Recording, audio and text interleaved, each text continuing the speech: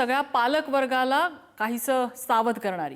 खोकल्याच्या औषधामुळे 9 लहान मुलांचा मृत्यू झालाय। मध्य प्रदेशातल्या या घटनेमुळे खळबळ उडालेली आहे आणि यानंतर खोकल्याच्या 2 प्रकारच्या औषधांवर प्रशासनाने तात्पुरती बंदी आणली आहे। तर दुसरीकडे या घटनेच्या तपासासाठी मध्य प्रदेश सरकारने आणि केंद्र सरकारने तपास पथक सुद्धा नेमलेलं आहे। बघूया। खोकल्याच्या औषधामुळे लहान मुलांचा मृत्यू।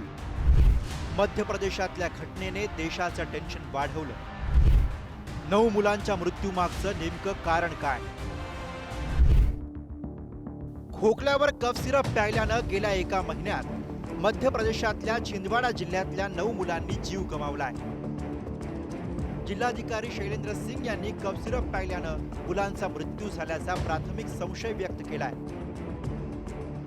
कफ सिरपमुळे किडन्या निकामी होऊन मुलांचा मृत्यू झाल्याचा संशय। यानंतर संबंधित कफ सिरपवर जिल्ह्यात तातडीनं बंदी घालण्यात आली आहे। पहिला संशयित रुग्ण 24 ऑगस्टला समोर आला होता। त्यानंतर एक एक करून 9 मुलांचा मृत्यू झालाय। बालकांची प्रकृती बिघडल्यावर त्यांना नागपूरच्या शासकीय मेडिकल रुग्णालयात उपचारासाठी दाखल करण्यात आलं। यात छिंदवाडा इथल्या 9 मुलांचा मृत्यू झाला, तर एक मूल व्हेंटिलेटरवर आहे। 2 रुग्ण सामान्य वॉर्डात उपचार घेत आहेत, अशी माहिती शासकीय मेडिकल रुग्णालयाच्या वैद्यकीय अधीक्षकांनी दिली आहे। परासिया विकासखंड में अभी तक 9 बच्चों की मौत हो गई है। जो रिपोर्ट्स वगैरह आई हैं उसमें किडनी फेलियर एक कारण बताया जा रहा है, AKI जिसे बोलते हैं, एक्यूट किडनी इंजरी, उसका कारण बताया जा रहा है, पर वो किस वजह से हुआ है उसकी अभी तक पुष्टि नहीं हो पाई है। तो जब जिला लेवल पे मीटिंग की गई तो उसमें एक ये पॉसिबल पॉइंट निकल के आया कि हो सकता है कि जो 2 सिरप हैं इसमें किसी प्रकार का कोई कंटैमिनेशन हुआ हो।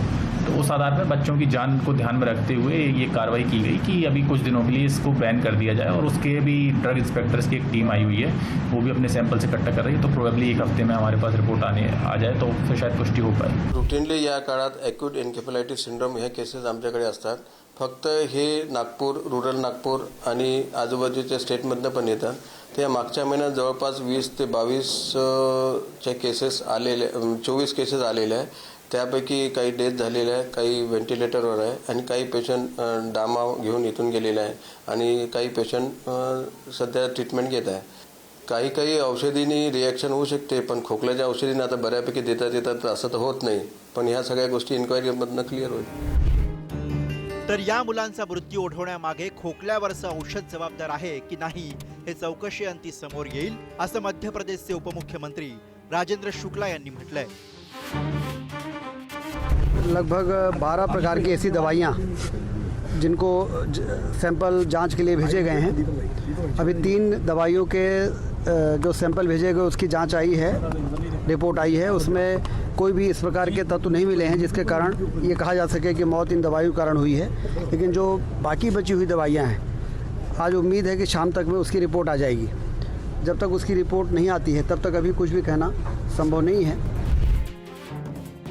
या प्रकरणाचा तपास करण्यासाठी केंद्र आणि राज्य सरकारची पथकं बोलावण्यात आली आहेत। पाणी आणि औषधं यांचे नमुने तपासणीसाठी पाठवण्यात आले आहेत। मृत मुलांच्या घरात खोकल्याची औषधं सापडली आहेत। खबरदारीचा उपाय म्हणून स्थानिक प्रशासनाने खोकल्याच्या औषधांच्या विक्रीवर बंदी घातली आहे। औषधही उपचारासाठी असतात, त्यांच्यामुळे मृत्यू ओढवत असेल तर निश्चितच ही गोष्ट कुणालाही हादरा देणारी ठरेल। तेव्हा आता सरकार, औषध नियंत्रण संस्था आणि सर्वांनी सजग राहणं आवश्यक आहे। जितेंद्र शिंगाडे, पुढारी न्यूज, नागपूर।